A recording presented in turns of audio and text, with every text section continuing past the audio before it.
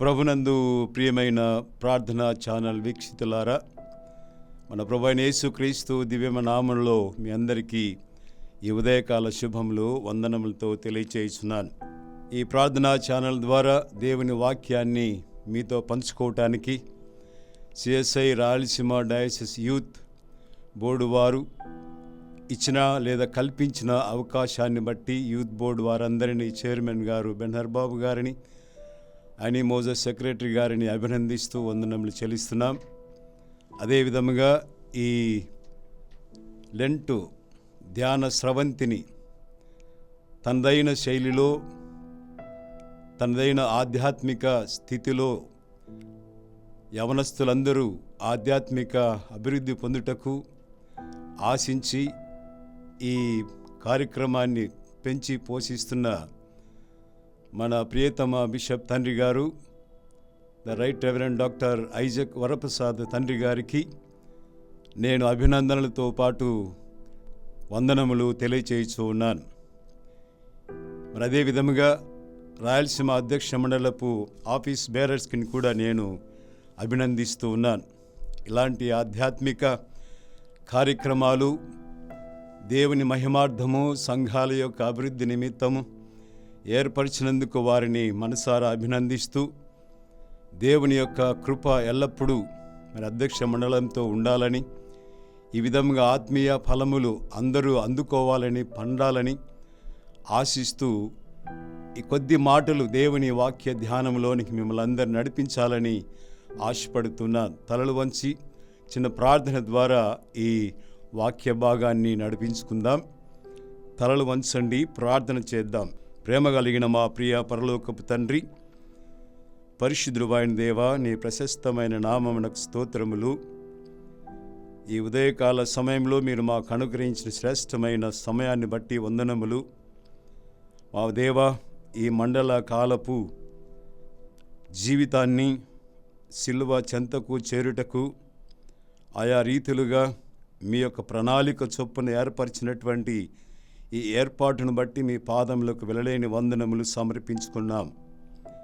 ఇదిగో నా తండ్రి, మీ నామ మహిమార్థమై నీ సన్నిధానంలో నిలువబడి ఉండగా మీరే మా ప్రభా మీ ఆత్మ నడిపింపు అనుగ్రహించండి.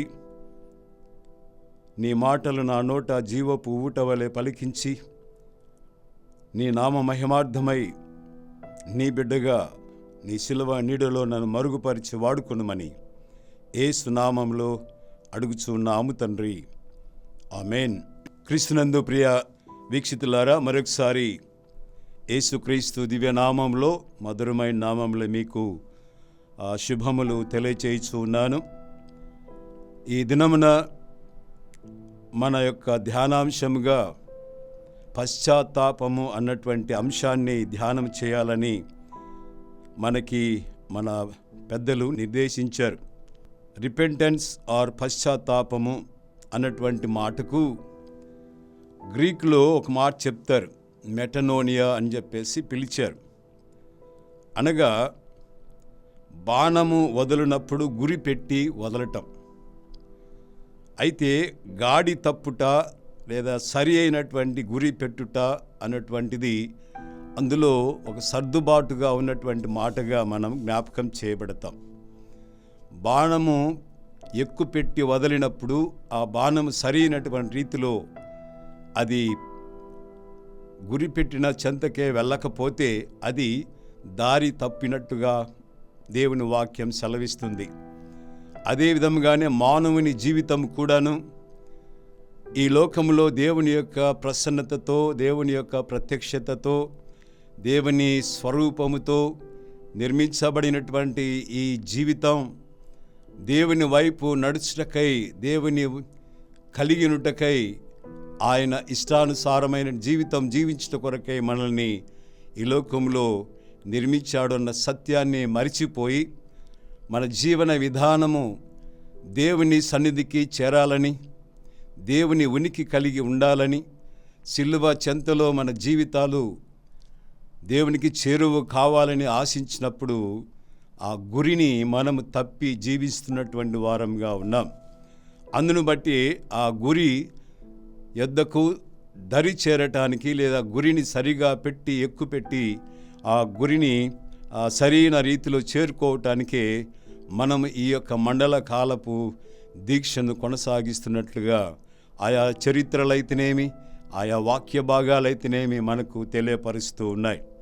కొరింథీయులకు రాసిన 2వ పత్రిక 7వ అధ్యాయము 10వ వచనము ఒకసారి మనము ఆ సింహావలోకనము చేసుకున్నప్పుడు అక్కడ ఉన్నటువంటి మాట ఏంటంటే, దైవ చిత్తానుసారమైన దుఃఖము రక్షణార్థమైన మారు మనసు కలుగ చేయును అని వ్రాయబడి ఉంది. దేవుని యందు ప్రియ వీక్షితులారా, మన యొక్క ఆలోచన, మన తలంపు ఈ మండల కాలం అంతే కూడా మారు మనస్సు నిమిత్తమై సిలువ చెంతకు చేరునటువంటి వారముగా ఉంటున్నాం. మారు మనస్సు ద్వారానే, అనగా మన యొక్క పశ్చాత్తాపము అన్నది మారు మనస్సుకు తోడైనప్పుడు లేదా పశ్చాత్తాపం ద్వారా దేవునికి దగ్గర అవుతామన్నటువంటి ఆ ఆశతో ఈ ప్రయాణాన్ని కొనసాగిస్తూ ఉన్నాం. కనుక ఈ మారు మనస్సు కావచ్చు లేదా పశ్చాత్తాపం కావచ్చు ఏ విధంగా దొరుకుతుంది అని చెప్పి మనం ఆలోచన చేసినప్పుడు మొదటిది ఒక ఆలోచన మీతో పంచుకోవాలని ఆశిస్తున్నాను. అదే విధముగా మరి 3 ఆలోచనలు ఉండగా మొదటిది మీతో తెలియజేస్తున్నాను. Bend your knees before God to pray. దేవుని ప్రార్థించుటకు నీ మోకాళ్ళు వంచాలి అన్నటువంటి మాట మనం గుర్తు చేయబడతాం.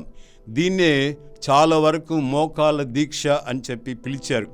అనగా గురి తప్పినటువంటి ఈ దీక్ష, మోకాళ్ళు వంగుట ద్వారా గురి తప్పినటువంటి మన ధ్యేయము గురి చేరుట కొరకు ఈ మోకాళ్ళ దీక్ష పనికి వస్తుందని, అదేవిధంగా గాడి తప్పినటువంటి మన యొక్క జీవన విధానము ఈ మోకాళ్ళ దీక్ష ద్వారా గాడి చేరుతుందన్నటువంటి నమ్మకాన్ని మన యొక్క విశ్వాస జీవితంలో పరిశీలనలోనికి తీసుకునిచున్న వారముగా ఉన్నాం.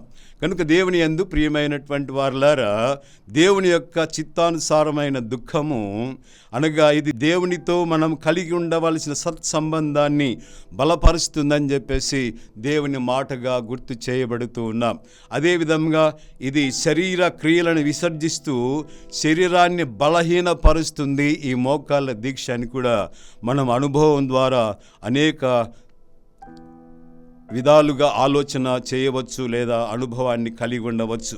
అంతేకాకుండా గురి తప్పిన స్థితి నుండి గురి యొద్దకు నడిపించేటటువంటి ఆ స్థితిలోనికి ఈ మోకాళ్ళ దీక్ష పనికి వస్తుంది లేదా మనల్ని బలపరుస్తుందని చెప్పేసి దేవుని మాట. దేవుని యందు ప్రియమైనటువంటి వారులారా, దేవుని యొక్క వాక్యంలో ఉన్నటువంటి సత్యాలను మనం కొన్ని గమనించినప్పుడు ఆ గమనములో దేవుని వాక్యముగా యోవేలు గ్రంథంలో దేవుని మాట చెప్తుంది. 2వ అధ్యాయము 12వ వచనంలో ఒక మాట వ్రాయబడి ఉంది. అదేమిటనగా, ఇప్పుడైనాను మీరు ఉపవాసముండి కన్నీరు విడుచుచు దుఃఖించుచు మనఃపూర్వకంగా తిరిగి నా యొద్దకు రండి అని చెప్పేసి ఆయన మాట్లాడుచున్న వాడుగా ఉన్నాడు. అనగా ఇది దేవుని యొక్క పిలుపుగాను యేసుక్రీస్తు ప్రభుల వారు శిలువలో కార్చిన రక్తధారల కొరకై, అనగా అందులో మనం కడగబడి పశ్చాత్తాపం చేత మన యొక్క జీవితాలను పావనము చేసుకున్నట్టుకై ఈ యొక్క మాటగా ఆనాడు యోవేలు ప్రవక్త సెలవిచ్చిన వాడే ఉన్నాడు. ఇప్పుడైనను అనగా ఈ సమయమందైనను, ఇదిగో ఈ మండల కాలంలోనైనను లేదా ఈ మోకాలి దీక్ష ద్వారానైనను యేసుక్రీస్తు శిలువ సన్నిధికి రావాలని చెప్పేసి ఆయన ఆహ్వానాన్ని పలుకుతున్నటువంటి వాడుగా ఉన్నాడు. అందుకే మరొకసారి మన యొక్క జీవితాలను మనం పరీక్షించుకున్నప్పుడు ఒక కీర్తనాకారుడు ఈ విధంగా కీర్తన పాడుతూ ఈ మాట చెప్తాడు. అది కీర్తనల పుస్తకంలో 319వ కీర్తన, అనగా ఆంధ్ర క్రైస్తవ కీర్తన పుస్తకంలోని కీర్తనను నేను మీకు వినిపించాలని ఆశపడుతున్నాను. ప్రియులారా, ఎందుకు ఈ కీర్తన పాడవలసి వచ్చిందనంటే, నేటి కాలంలో ఆంధ్ర క్రైస్తవ కీర్తనలు అంతరించిపోతున్నట్లుగా చాలా వరకు సంఘాలలో గమనిస్తూ ఉన్నాం.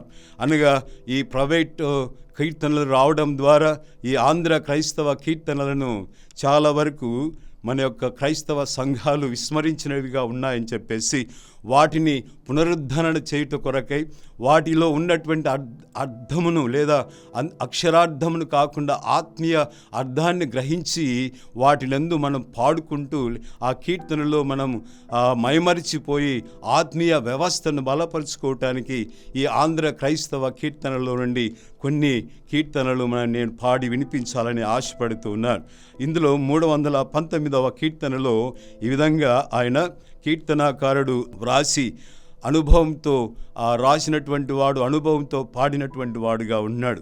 అది ఒక విధంగా మన యొక్క జీవితాలను బలపరుస్తుందని చెప్పేసి ఈ విధంగా మీతో పంచుకోవాలని ఆశపడుతున్నాను. ఎరిగి ఎరిగి చెడి పోతివి మనసా, ఇక నీది కెవ్వరు చెప్పుమా, దురితం బిది సచరితం బిదియని, దురితం బిది సచరితం బిదియని, ఎరుక పరచుగొనుకేమైని, ఎరిగి ఎరిగి చెడి పోతివి మనసా, ఇక నీది కెవ్వరు చెప్పుమా. తెలిసి తెలిసి మన జీవితాలను మనకు మనముగానే చెడగొట్టుకుంటున్నానుగా దరి చేరలేనటువంటి గురి కలిగిన వారంగా ఉన్నామని చెప్పేసి ఆయన మాట్లాడితే, అయితే తండ్రి అయినటువంటి దేవుడు క్రీస్తు ప్రభుల వారి శిలువ కార్యము ద్వారా మనల్ని తిలకిస్తూ లేదా మనల్ని చూస్తూ ఆ శిలువ వైపుకు నడిపించాలని ఆయన మాట్లాడిన మాట ఏంటంటే, సకలము చూచేడి దేవుని కంటికి చాటుగా జరిగేడు పని ఏది, ఇక చెవి గుసగుసలెల్లను దిక్కులా, ఇక చెవి గుసగుసలెల్లను దిక్కులా, ప్రకటము చేసేడు ప్రభువున్నాడని,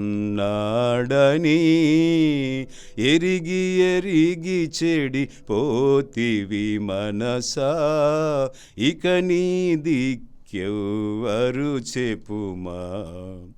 దేవుని కంటికి కనబడనటువంటిది ఏమైనా ఉన్నదా? మన చెవి గుసగుసలు అనగా చెవులలో మాట్లాడుకునేటువంటి అనేక అనార్థాలతో కూడిన మాటలు ఆయన వినకుండా ఉంటాడా? అనగా మన జీవితం ఎక్కడ కూర్చుంటామో, ఎక్కడ లేస్తామో, మనం ఏ విధంగా చలిస్తున్నామో సమస్తము తిలకించేటటువంటి వాడు ఆయన ఉన్నాడు. ఆయన మనల్ని గూర్చి లోకానికి చాటునటువంటి వాడుగా ఉన్నాడన్న భావాన్ని అక్కడ వ్యక్తపరుస్తూ ఆ మాట మాట్లాడతాడు. 5వ వచనంలో, పలువిధ శోధన బాధలలో ఘన ప్రభు క్రీస్తుడే నీ దిక్కనుకో, తాలుచు పశ్చాత్తాపము పడిక, తాలుచు పశ్చాత్తాపము పడిక, చాలించుము కలుషపు యత్నంబులు, ఎరిగి ఎరిగి చెడి పోతివి మనసా, ఇక నీది కెవ్వరు చెప్పుమా. దిక్కు యేసుక్రీస్తే అని ఆయన సెలవిస్తాడు కీర్తనాకారుడు పురుషోత్తం చౌదరి గారు. యేసుక్రీస్తే మనకు దిక్కు, ఆయన సిలువే మనకు దిక్కుగా ఉంటుంది అని ఆయన మనతో సెలవిస్తున్న వాడుగా ఉన్నాడు. కనుక దేవుని యందు ప్రియ వీక్షితులారా, మరి మన యొక్క గురి తప్పినటువంటి జీవితాన్ని లేదా ఆ యొక్క దరి చేరలేనటువంటి జీవితాన్ని చేరుట కొరకు గురి తప్పకుండా మనం జీవించడానికి క్రీస్తు సిలువే మనకు గురి దరి అని మనం జ్ఞాపకం చేయబడుతూ ఉన్నాం. అందుకే ఈ సిద్ధపాటు మన జీవితాలను దిద్దుకోవటానికి ఈ కార్యము ద్వారా ముందుకు వెళదాం. 2వ విషయాన్ని మీతో పంచుకోవాలని ఆశపడుతూ ఉన్నాను.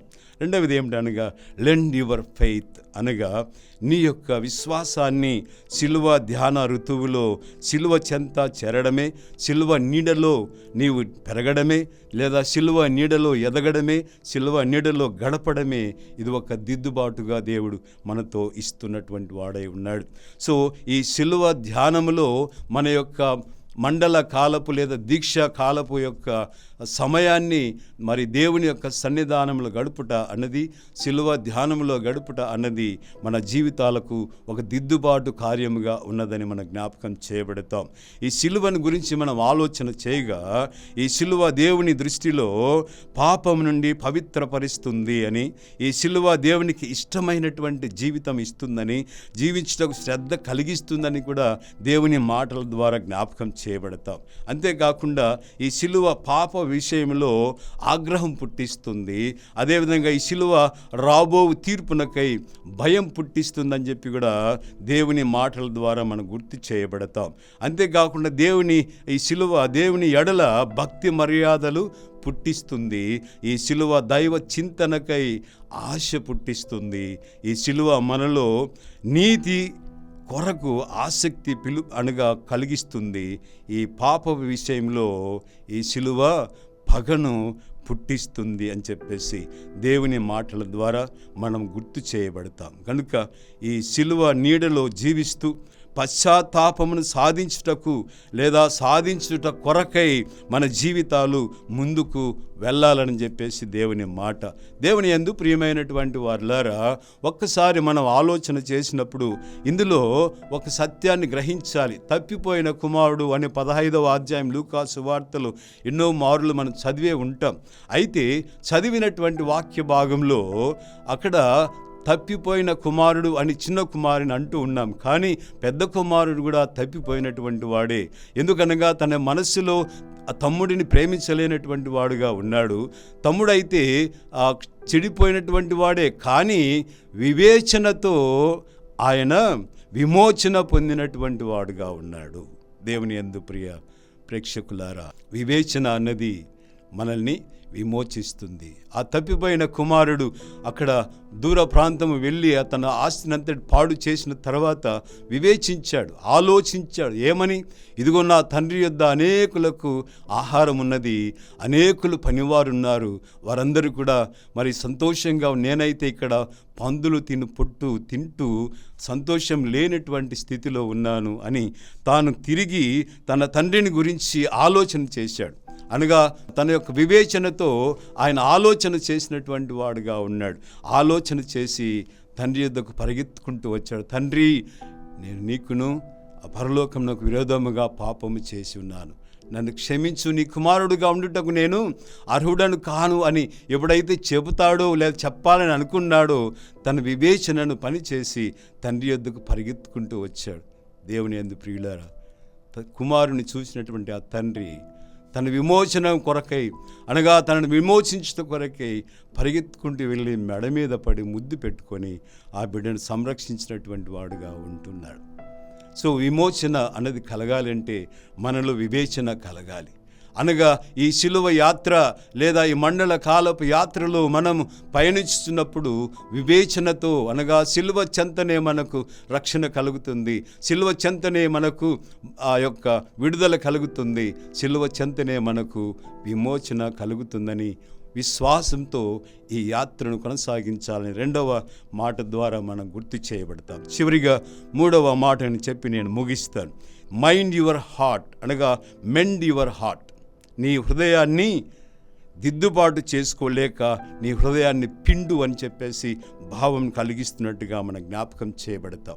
ఇక్కడ హృదయమును పిండడము అనగా దేవునితో ఆర్తనాదం చేయడం, అనగా దేవునికి మన యొక్క బాధలు పంచుకోవటం, దేవునితో మనం సంధించడం, లేదా దేవునితో మాట్లాడటం ద్వారా మన హృదయ ఘోషను ఆయనకు తెలియచేయడమే ఈ గుండెను పిండినంత భావాన్ని కలిగిస్తుందని చెప్పేసి దేవుని మాట. అందుకే ఆర్ధనాదం, ఆశీర్వాదం అన్న మాటలు ఇక్కడ దాగి ఉన్నాయి. ఆర్ధనాదం ఎప్పుడైతే చేస్తామో దేవుని ఆశీర్వాదం మనకు దొరుకుతుందని ఈ మాటల ద్వారా మనం గుర్తు చేయబడుతుంది. కారణం ఏమిటంటే కీర్తనాకారుడు అనగా 51వ కీర్తన 17వ కీర్తన 17వ వచనం ఏం చెప్తుందంటే, విరిగి నలిగిన హృదయమే నీవు అలక్ష్యము చేయవు అని చెప్పేసి దావీదు మహారాజు దేవునితో మాట్లాడినటువంటి మాట. నిజంగా దేవుని యందు ప్రియ సహోదర సహోదరులారా, నీవు అలక్ష్యము చేయబడవు. ఎందుకంటే నిజమైన పశ్చాత్తాపమునకై నీవు ప్రాకులాడుచున్నవాడుగా ఉన్నావు. నిజమైనటువంటి పశ్చాత్తాపము కొరకై నీవు దేవుని యొక్క సన్నిధికి వస్తూ ఉన్నావు. నిజమైన పశ్చాత్తాపం కొరకై నీ హృదయాన్ని పిండుకొని నీ హృదయాన్ని నలిపేసి అనగా హృదయము వేదనను నీవు దేవుని సన్నిధానములో అప్పగించుట కొరకై శిలువ చెంతకు నీవు నడుస్తూ ఉన్నావు. శిలువ చెంతకు నీవు అడుగులు వేస్తూ ఉన్నావు. దానిని బట్టి నీ ఆర్తనాదాన్ని ఆ శిలువ చెంత అనగా శిలువ నాదుడుగా శిలువలో తన రక్తమును కార్చి ప్రాణమును పెట్టినటువంటి క్రీస్తు ప్రభుల వారు నీ ఆర్తనాదాన్ని ఆలకిస్తున్నటువంటి వాడుగా ఉన్నాడు. ఎప్పుడైతే నీవు అక్కడికి వస్తావో, ఎప్పుడైతే నీ అంతరంగంలో నుంచి వచ్చినటువంటి ఈ కీర్తన భావాన్ని అనగా దావీదు రచించినటువంటి ఈ 51వ కీర్తన తన అంతరంగంలో నుంచి వచ్చినటువంటి కీర్తన. ఇది నాతాను గద్దింపునకు ప్రతిష్ఠితగా లేదా నాతాను యొక్క గద్దింపునకు ప్రతిఫలముగా ఆయన దేవుని సన్నిధానమునకు వచ్చినటువంటి రాసినటువంటి కీర్తన అనగా ఆయన భావాలను హృదయములో నుంచి రవించినటువంటివిగా ఉంటూ ఉన్నాయి. ఈనాడు మనము కూడా దేవుని యొక్క సన్నిధికి రాగలగటానికి లేదా దేవుని యొక్క సన్నిధిలో కాలం గడపడానికి శిలువ చెంత మనం శిలువ చెంత కాలం గడిపి ఒక నిరీక్షణాస్పదమైన జీవితం జీవించట కొరకు మన హృదయాన్ని అంతటిని కూడా నలుపుకొని లేదా పిండుకొని ఆయన సన్నిధికి వస్తున్నటువంటి వారముగా ఉంటూ ఉన్నాం. ఇది మన హృదయ అంతరంగంలో నుంచి రావలసినటువంటి భావన అని చెప్పేసి మాట్లాడతాడు. ఆ భావన ఒక భావనే కాకుండా అది కార్యరూపం దాల్చాలని చెప్పేసి ప్రభుల వారు ఆశిస్తున్నటువంటి వాడుగా ఉంటూ ఉన్నాడు. దేవుని యందు ప్రియ దేవుని బిడ్లారా, ఇంకొక విషయాన్ని మనం ఇక్కడ ఆలోచన చేయాలి. ఈ కీర్తనాకారుడు దావీదు మహారాజు ఇది కేవలం తన యొక్క రాగానికి కళానికి లేదా తన యొక్క రచన కళానికి కానీ గళానికి కానీ తగినదిగా వ్రాయలేదు. కానీ కథలు గేయాలు రాసినట్టుగా ఈ యొక్క కీర్తన రాయలేదు. కానీ ఏకాంతంగా కూర్చొని చక్కటి వాతావరణంలో, ప్రశాంతమైనటువంటి వాతావరణంలో ఆయన కూర్చొని ఈ కీర్తన రాయలేదు. కానీ 51వ కీర్తన ఆయన బట్టలు చింపుకొని బూడిదలో కూర్చొని తన యొక్క హృదయ వేదనను, తన హృదయంలో ఉన్నటువంటి ఆ యొక్క పాప భీతిని పోగొట్టుకున్నటకై, ఆ పాపమును కడిగివేయుట కొరకై ఇదిగో దేవునితో సంధించినటువంటి హృదయపూర్వకమైనటువంటి కీర్తనగా ఈ కీర్తన రాసినటువంటి వాడై ఉన్నాడు. సో దేవుని యందు ప్రియమైనటువంటి సంఘమ, అది బాధ అనవచ్చు, ఆవేదన అనవచ్చు, హృదయ పరితాపము అని కూడా చెప్పవచ్చు. ఆ విధంగా ఆయన కీర్తన రాశాడని చెప్పేసి జ్ఞాపకం చేస్తున్నాను. అంతేకాకుండా మరి ముఖ్యమైనటువంటి మాట ఏంటంటే, పశ్చాత్తాపం అంటే ఇలా ఉండాలి అన్నటువంటి ఒక గట్టి పటిష్టమైనటువంటి ఆలోచన చేత, పటిష్టమైనటువంటి తన యొక్క తలంపు చేత ఈ కీర్తన వ్రాశాడు అని అది ఒక రుజువుగా మిగిలిపోవటానికి ఈ కీర్తన రాశాడని చెప్పేసి దేవుని మాటగా గుర్తు చేయబడుతూ ఉన్నాం. దేవుని యందు ప్రియమైన వీక్షితులారా, మరొకసారి మీ అందరికీ కూడా తెలియపరచినది ఏమనగా, మన ఆర్తనాదం అనగా మన పాపము విషయంలో ఎప్పుడైతే దేవునితో మొరపెట్టుకుంటామో ఆయన విని లేదా నా పాపములను క్షమించుటకు ఆయన ఆశీర్వాదములు అనుగ్రహించినటువంటి వాడుగా ఉన్నాడని దేవుని మాట. ఈ కీర్తనాకారుడు ఏ విధంగా తన హృదయాంతరంగములో నుంచి తీసుకుని వచ్చిన భావాలను మనం గుర్తు చేసుకుంటున్నాము. ఇంకొక కవీశ్వరుడు ఏమంటాడంటే 113వ కీర్తనలో ఒక మాట చెప్తాడు, త్రాహిమాం క్రీస్తునాద దయ చూడ రావే, నేను దేహి అనుచు నీ పాదములే దిక్కుగా చేరీతి నిపుడు, త్రాహిమాం క్రీస్తునాద దయచూప రావే, గౌవ చేయరాని చెడ్డ కర్మేంద్రియాధీనుడనై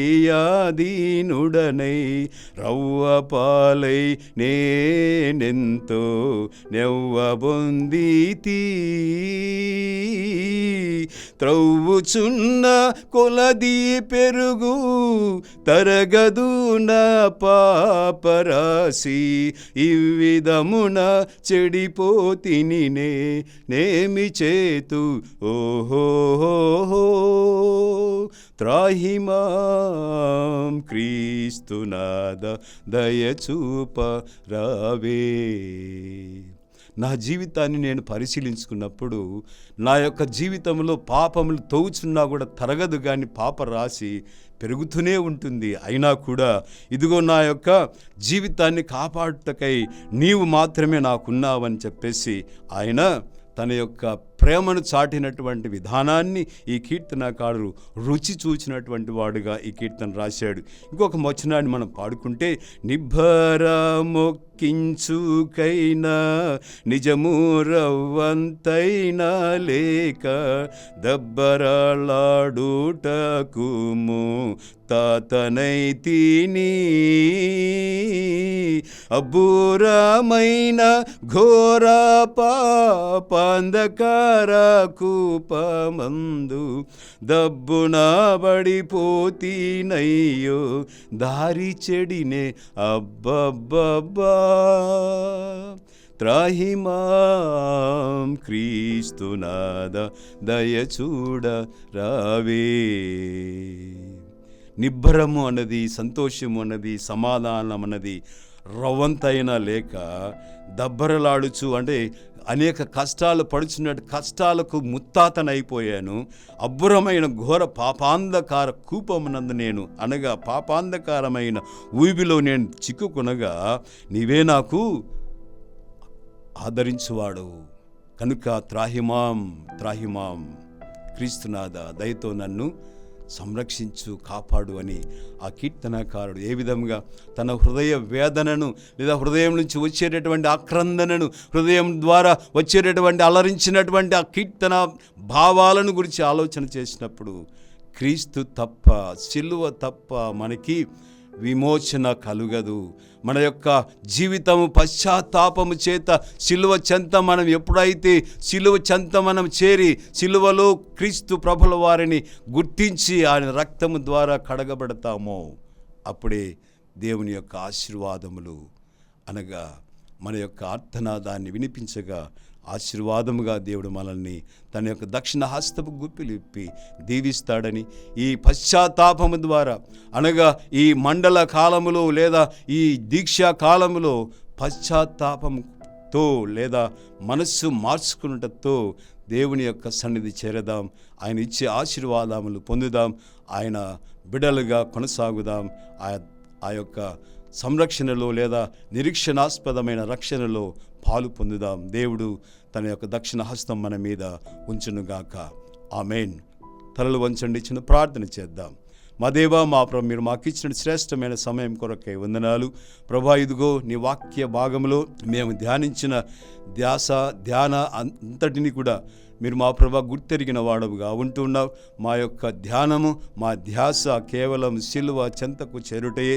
పశ్చాత్తాప హృదయముతో మా ప్రభ నీ దరి చేరుటకు, మా ప్రభా మేము నీ గురి చేరుటకు మా యొక్క జీవితాన్ని మీరే బలపరుస్తూ మా జీవితాలకు కావలసినటువంటి మీ యొక్క సంపూర్ణమైన నడుపుదల, కాపుదల, భద్రత అనుగ్రహించమని, ఈ 40 దినముల యొక్క యాత్రలో విజయాన్ని సంపాదించుకున్నట్లుగా సిలువ చెంత చేరి జైత్ర యాత్రను మేము పొందినట్టుగా కృప చూపమని యేసు నామములోనే అడిగి వేడుకొంచున్నాము తండ్రి. ఆమేన్, ఆమేన్, ఆమేన్.